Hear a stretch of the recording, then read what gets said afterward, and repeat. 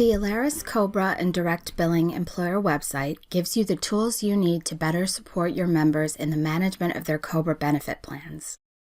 The Employer website is convenient and easy to use. The 24/7 access allows you to add members and member events, view real-time individual participant account summaries, plans, and payments, view current and prior year plan information, retrieve reports generated by the employer, load data files, and access communication history. Please note, it is the employer's responsibility to notify all carriers of the initial termination. All qualifying events must be reported to Alaris within 30 days of the specific qualifying event or after loss of coverage. Carrier premium billings must be audited each month to ensure that all members have been added, changed within, or removed from your insurance carrier premium billing within 60 days. Alaris is not responsible for premium billing discrepancies beyond 60 days for adjustments. Confirm whether your current carrier or new carrier, if you've changed carriers during a renewal, requires you to complete additional paperwork regarding COBRA/Minnesota life continuation. New rates must be received by Alaris at least 30 days prior to the renewal date to ensure timely implementation. Alaris will not backbill qualified beneficiaries for premium rate increases when rates are received in our office after the renewal date. There will be a $75 per hour charge for correcting and responding to erroneous information, including open enrollment reinstatements to correct terminations included in electronic files received, carrier changes requested after plan rate changes have been processed, and late notification of rate or carrier changes or urgent updates required for reinstatements. Alaris will reinstate COBRA continuance on coverage when all forms and payments have been received. Remittance to employers of collected premiums will follow within 10 business days of the previous month closing. If you have any questions or concerns regarding the termination and reinstatement processes, please contact Alaris immediately. To get started, visit cobra.alaris.com and click the New User Registration button.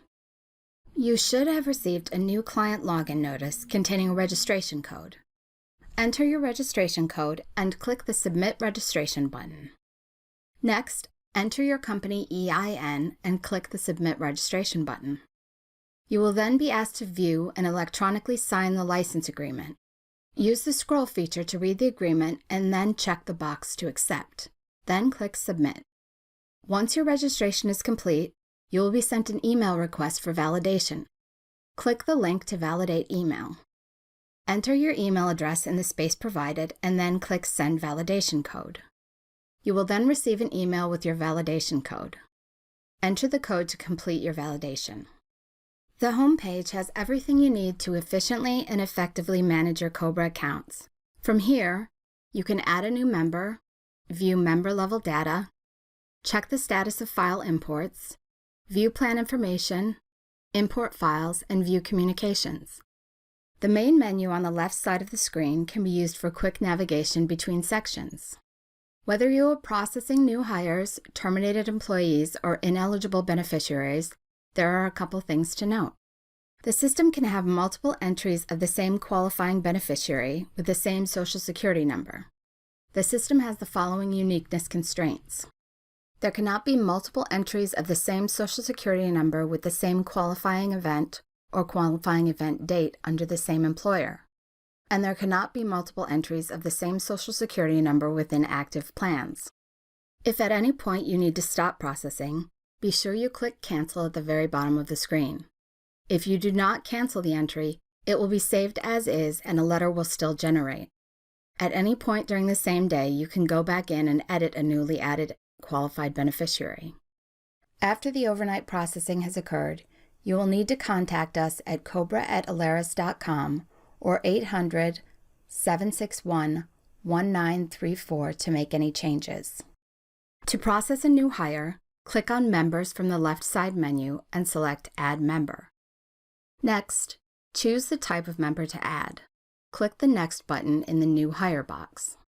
Next, enter the new hire profile information. Required information is marked with a red asterisk. If your company has different divisions, select the proper division from the drop-down menu. If the member is enrolling their spouse in any COBRA eligible plans, enter the spouse's name in the first address field and enter the actual address in the address to field. If not, enter the actual address in the first address field. If the member adds a spouse to coverage at a later date, the spouse will receive their own notice when they become covered. If there are enrolled children or other dependents, select the box to Use and Family Addressing for mailings. Uncheck the box if no other dependents are enrolled. The box to Send General Rights Letter when finished is automatically checked and should be left as is. If a member has waived all coverage, ensure the box is checked so the member will receive a waiver letter. Leave the Do you want to enter HIPAA certification information box unchecked. Once all the information has been entered, click the Add Member button. On the next page, you will receive a confirmation that the new member has been added. Next, to process a terminated employee, select Members from the left side menu and click Add Member. Click the Next button in the Qualified Beneficiary box. Enter the profile information. Required information is marked with a red asterisk. If your company has different divisions, select the proper division from the drop-down menu. If the member has a spouse enrolled in any COBRA eligible plans, enter the spouse's name in the first address field and enter the actual address in the address to field. If not, enter the actual address in the first address field. When all the required information has been added, click Next. On the next page, tobacco use, employee type, payroll type, years of service, and premium coupon type should all be left as is. No changes are necessary to these fields and will result in incorrect or unnecessary letters. Select No in the Has this member already been offered COBRA section. Leave the event category defaulted to employee. In the event type field, use the drop-down box to select the reason for the COBRA qualifying event. Keep in mind that this information will be included on the member's COBRA notice. Enter the last day of work or the first day the member became ineligible in the event date field. Enter the date of hire or enrollment date. When all the information has been entered, click Save and Continue. On the next page, click Add Plan. Select the appropriate plan from the Plan drop-down box. If there is more than one option for a given type of benefit, be sure you are selecting the same plan options the member was enrolled in at termination. To add a tiered plan, select the appropriate coverage level based on the member's enrollments at termination and click Save. Repeat the Add Plan process and select the coverage level for each benefit the member was enrolled in at termination. To add an age-banded medical plan, select the medical plan the member was enrolled in at termination. Choose the appropriate coverage level and click Insert. The coverage level you select will depend on the ages of the dependents. Any children 21 or older will be added to a separate 21 plus plan.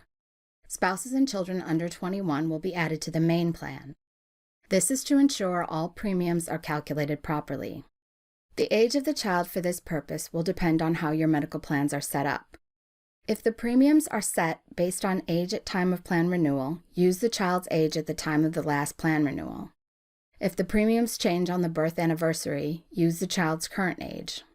If the member has any children 21 or older, add the 21 plus plan and select the appropriate coverage level using this table for guidance. Then click Save. For life plans, Employee Voluntary Life and Basic Life will always have a coverage level of QB only. Dependent Basic Life will never apply to the employee, only spouse and/or children. Spouse Voluntary Life will always have a coverage level of spouse only. Children Voluntary Life will have a coverage level of child or children only. These plans often have a fixed death benefit. Depending on how your plans are set up with your life carrier, you may need to enter the number of units, or you may just need to select the appropriate coverage level. To add non-flat life benefits, you need to enter the number of units. 1 unit is equal to $1,000 of face value / death benefit. If the member has a $50,000 life policy, that will equal 50 units. Keep in mind that the face value / death benefit of the policy is not necessarily the same as the member's salary. If the employee has experienced a benefit reduction due to age, enter units based on their current death benefit, not the original policy. If the face value is not an even number of thousands, you can round to the nearest thousand or enter units with up to 2 decimals. If your basic life plan is given to all employees at the same flat amount, you will see 2 life plans when adding plans. In most cases, you will choose the life plan that has the flat amount attached to it. This plan is built to automatically apply the flat amount of coverage, so you will not need to enter units. If the member has experienced a reduction in the benefits due to age, you will select the plan without the flat amount and will be prompted to enter the number of units. Flexible spending account, or FSA benefits, are only offered if the account is underspent at the time of the event. If it is even or overspent, you will not offer FSA for COBRA. Only full healthcare and limited purpose FSAs are eligible for COBRA. Dependent care and transit or commuter FSAs are not eligible for COBRA. The system will default the number of months of coverage, as well as the last day of COBRA based on the plan setup. For FSAs, the member can elect and continue through the end of the current FSA plan year, but cannot continue or make a new FSA election past the end of the current plan year. FSAs will always have a coverage level of Qualified Beneficiary, or QB, only. Next, click on Add Rate. The start date will be the first day of coverage listed above. The end date will be the last day of coverage listed above. The rate amount will be the member's annual FSA election as a monthly rate. Click the Add button to finalize the rate, and then click Save to add the plan. Once you have finished adding plans, click Save and Continue. On the next screen, click Add Dependent. From the Relationship drop-down list, select how the dependent relates to the employee. Enter the profile information. Required information is marked with a red asterisk. If at all possible, please add the dependent's Social Security number and date of birth, as this helps insurance carriers find their coverage. Gender is not required by the system, but please include if possible. If the dependent lives at a different address than the employee, they need to receive their own copy of the COBRA notice at their own address. Uncheck the box for Address Same as QB. The system will automatically calculate the start date for each benefit based on the event date and the plan setup. Available dependent plans will depend on the coverage level you selected for each benefit on the plan screen. Check the box for each benefit the dependent was active in at the time of event. Click on Add Selected Dependent Plans, and then click Save. If you have some plans that terminate on event date and other plans that terminate at end of month, you will not see all the plans at once, as they will have different COBRA start dates. The event date plans will appear first. Check the box next to each applicable benefit, then click Add Selected Dependent Plans. This will save the event date plans and pull up the end of month plans. Select the end of month plans as normal, then click Save to finalize the elections. You will receive a message that the dependent has been added. When all dependents have been added, click Save and Continue. Next, the subsidy refers to how much the employer will be paying on behalf of the member. To add a subsidy, click Add Subsidy Schedule. The date will default to the current date. Be sure to adjust both start and end date according to the subsidy/service agreement. The subsidy schedule type will always be employer subsidy. The subsidies can be added as a flat dollar amount or as a percentage of the full COBRA premium. Be sure the insurance type on this screen matches what the insurance type is called in the plan setup. If you are unsure of the insurance type for the plan, you can hit the previous button to go back to the plan add screen. Once the information has been added, click Add to finalize the subsidy for this benefit. You will be notified that the subsidy schedule has been successfully added.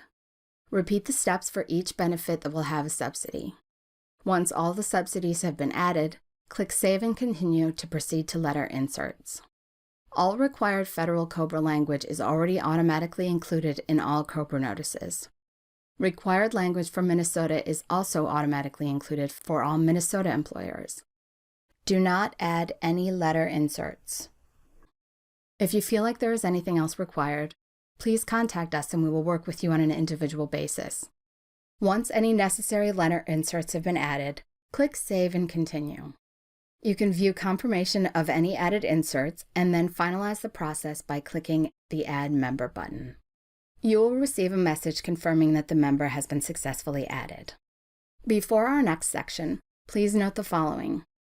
If you are a fully insured company and your benefit-eligible plans are tiered, for example, not age-rated, you will need to notify Alaris as to whether a divorcee is responsible for a premium.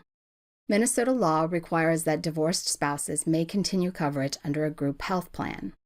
The law requires that the cost to the divorced spouse may not exceed 100% of the cost to other similarly situated covered spouses who are not divorced. Processing divorces, ineligible dependents, and death events is very similar to processing terminated participants. Click on Members from the left side menu and select Add Member. Then click the Next button in the Qualified Beneficiary box. Enter the qualified beneficiary's first name, last name, and Social Security number. Select gender and enter date of birth. Keep in mind you are entering information for the dependent that experienced the event, not the employee. When all information has been added, click Next. On the next page, tobacco use, employee type, payroll type, years of service, and premium coupon type should all be left as is. No changes are necessary to these fields and will result in incorrect or unnecessary letters. Select No in the Has this member already been offered COBRA section. Change the event category to Dependent. In the Event Type field, use the drop-down box to select the reason for the COBRA qualifying event. Keep in mind that this information will be included on the member's COBRA notice. Enter the event date and the date of hire of the employee or the enrollment date of the ineligible dependent. Enter the employee's name and Social Security number. Select No for second event. When all the information has been entered, click Save and Continue. Continue processing the ineligible dependent from this point as you would a qualifying beneficiary. Please note, under COBRA, the maximum continuation period is capped at 36 months. However, under state continuation law, the second qualifying event could result in indefinite coverage for the dependent in cases of divorce or the death of the former employee. If you are an employer whose plans are written in Minnesota and your plans are fully insured, you will need to extend the benefits for the ex-spouse/widowed spouse in cases where the COBRA qualifying event is either divorce or the death of the covered employee. If your plans are self-insured, you will not extend the benefits. The spouse will only get the normal 36 months for dependents. Any dependent children losing coverage through divorce or death of the covered employee will get coverage indefinitely or until they age off the plan. If the child turns 26 and ages off the plan, this will count as a second qualifying event, and Alaris will process the second qualifying event accordingly. The child will have the option to continue for up to an additional 36 months. This is something that Alaris tracks and processes. There is no action required on your part. When adding a plan, you will see Number of Months Coverage.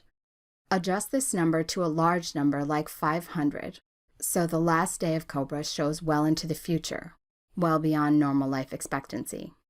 You will see Last Day of COBRA adjust according to the number of months you enter. Once you have completed all the steps, finalize the process by clicking the Add Member button. You will receive a message confirming that the member has been successfully added. To run reports, click Imports and Reports from the left side menu.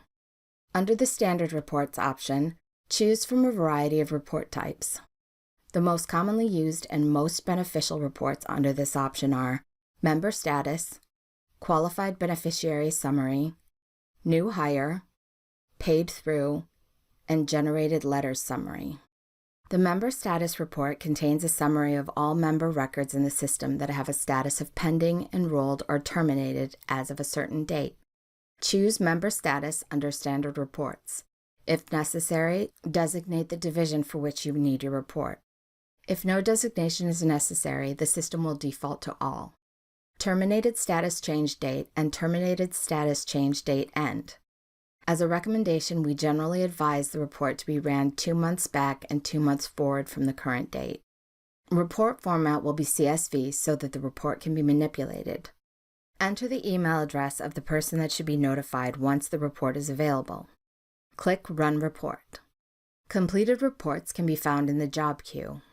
The Qualified Beneficiary Summary Report contains a listing of all qualified beneficiary records in the system, grouped by status. Choose Qualified Beneficiary Summary under Standard Reports. If necessary, designate a division for which you need your report. If no designation is necessary, the system will default to all. Insurance type statuses determines which types of members you'd like to review. It is recommended that you run this report as a PDF. Enter the email address of the person to notify once the report is available. Click Run Report. The New Hire Report is a listing of employees who have received the Department of Labor New Hire Notice. Choose New Hire under Standard Reports. If necessary, designate a division for which you will need your report. If no designation is necessary, the system will default to all. Choose Starting Entered Date and Ending Entered Date. It is recommended that you run this report as a CSV or PDF. Enter the email address of the person to notify once the report is available. Click Run Report. The Generated Letters Summary Report contains a summary of the types of letters and number of letters sent to members within a specific date range. Choose Generated Letters Summary under Standard Reports. If necessary, designate a division for which you need a report.